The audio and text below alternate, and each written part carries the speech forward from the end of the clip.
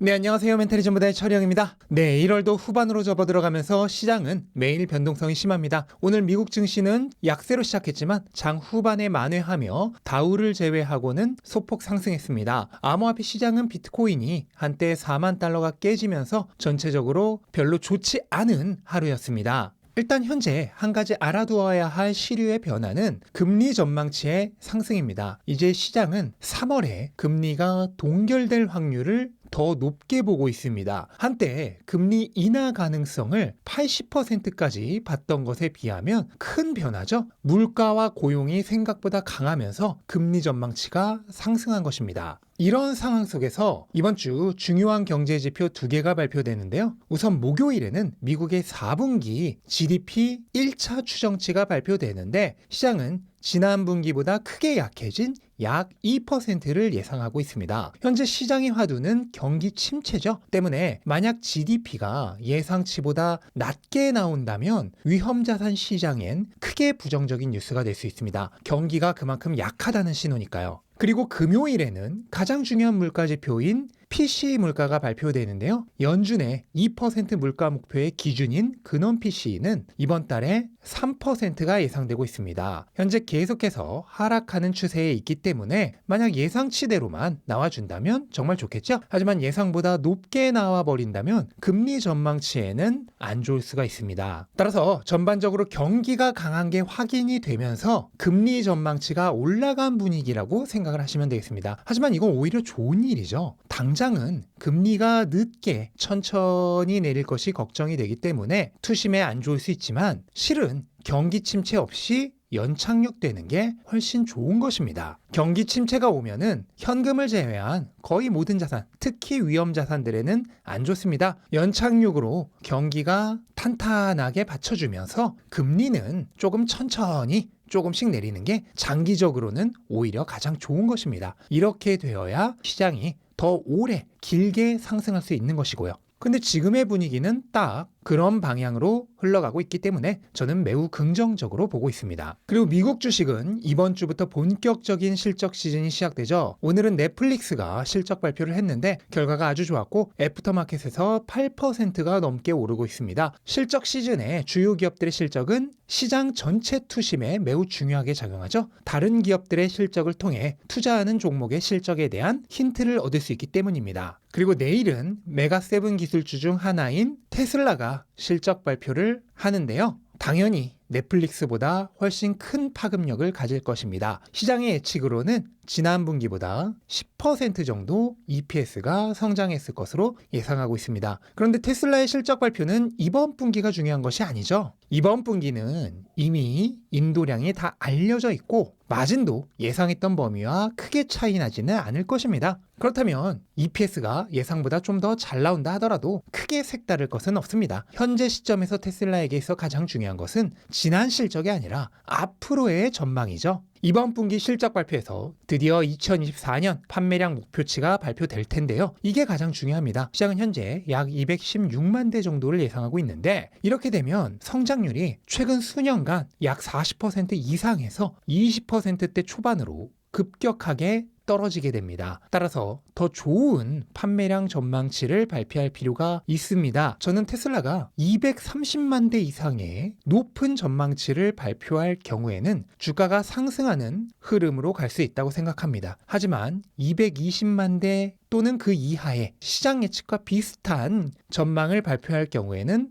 횡보하거나 또는 하락할 가능성이 높다고 보고 있습니다. 다만 높은 전망치를 발표했는데 이걸 달성할 가능성이 낮아 보이게 된다면 오히려 그때부터는 엄청난 후폭풍에 휩싸일 가능성이 있기 때문에 차라리 낮은 전망치를 발표한 후 이 기록을 뛰어넘어버리는 전략을 사용하는 게 주가 모멘텀에는 더 좋을 것이라 생각합니다. 그러니까 기대감을 아예 낮춰버린 다음에 그 이상을 보여주는 전략이죠. 이렇게 해야 모멘텀이 아래에서 윗방향으로 강하게 흐를 수 있기 때문에 장기적으로는 더 좋다고 생각합니다. 네, 그리고 비트코인은 어제 4만 달러가 무너지면서 한때 38,500달러까지 하락했다가 현재는 약간 반등을 했는데요. 특히 어제는 마운트 곡스 해킹 피해 보상 물량의 배포가 곧 시작될 것이란 공포와 함께 일종의 패닉셀이 나왔던 것이 추가적인 가격 하락에 압력을 가했습니다. 일단 한번 반등이 나왔기 때문에 당분간의 흐름은 견고할 수도 있겠지만 넓게 보면 저는 조금 더 조정이 필요하다고 생각하고 있습니다. 우선 어제는 지난번 가격대에서 주요 저항 영역이었고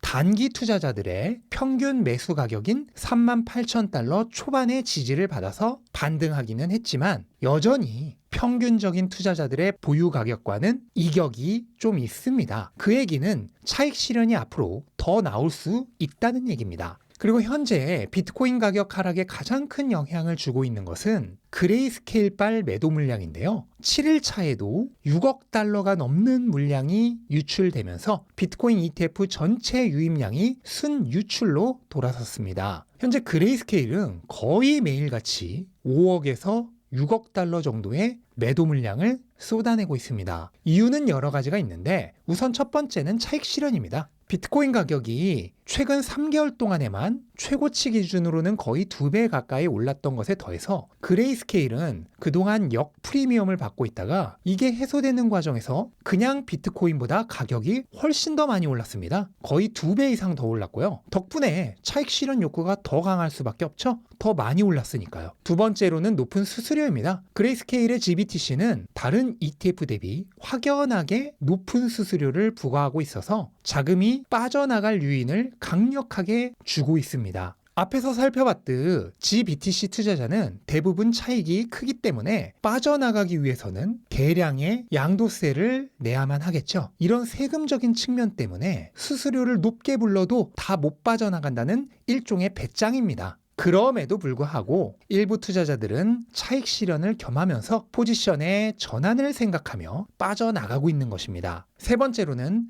파산한 기업들이 GBTC를 대량으로 가지고 있다는 점입니다. FTX나 제네시스처럼 파산한 기업들이 보유한 GBTC 물량이 상당합니다. 제네시스의 경우에는 FTX보다도 많은 16억 달러 정도를 가지고 있죠. 그런데 이 기업들은 채권자들에게 자금을 상환하기 위해 GBTC를 무조건 팔아야 되죠. 이 과정에서 유출량이 더욱 늘어나고 있는 것입니다. 따라서 아직도 매일매일 5억에서 6억 달러씩 유출되고 있는 GBTC의 매도 행렬이 멈춰야지만 비로소 시장이 전반적으로 상승 반전을 꾀할 수 있을 것으로 생각이 됩니다. 그런데 GBTC 물량은 아직도 200억 달러가 넘게 있기 때문에 이론적으로는 최대 2달 정도까지는 이런 현상이 지속될 수 있습니다. 하지만 당연하게도 세금 문제도 있고 해서 이 물량이 다 빠져나가는 것도 아니고 빠져나가는 속도도 시간이 흐르면서 점점 줄어들 것이기 때문에 어느 순간부터는 분명 그레이스케일발 매도 압력이 줄어드는 때가 올 것입니다. 바로 이때를 기다리면 되는 것이죠. 현재 암호화폐 시장의 투자 심리는 얼마 전에 탐욕 수준에서 현재는 중립 수준으로 떨어지기는 했지만 여전히 공포 레벨로 가고 있지는 않습니다. 가격 역시 단기 투자자들의 평균 가격보다는 높죠. 이 얘기는 심리적으로 완전한 항복은 나오고 있지 않다는 얘기입니다. 완전한 항복이 나오지 않았다는 뜻은 과열이 완전히 식지 않았다 또는 거품이 완전히 빠지지는 않았다는 뜻과 같습니다. 따라서 여기서 추가적인 조정이 나온다 하더라도 전혀 이상하지 않은 것이죠. 저는 여러분들에게 이러한 점을 모두 염두에 두고 1분기까지는 가격 흐름이 안 좋을 수 있기 때문에 최대한 보수적으로 접근하라고 계속해서 말씀을 드리고 있는 것입니다. 그리고 이 전망은 여전히 유효하고요. 여기서 가격이 추가적으로 더 떨어질지 아니면 지금을 바닥으로 이제부터는 반등할지는 아무도 모릅니다. 하지만 보수적으로 분할 매수를 통해 진입하고 계신 분들이라면 사실 어느 쪽이어도 상관이 없죠.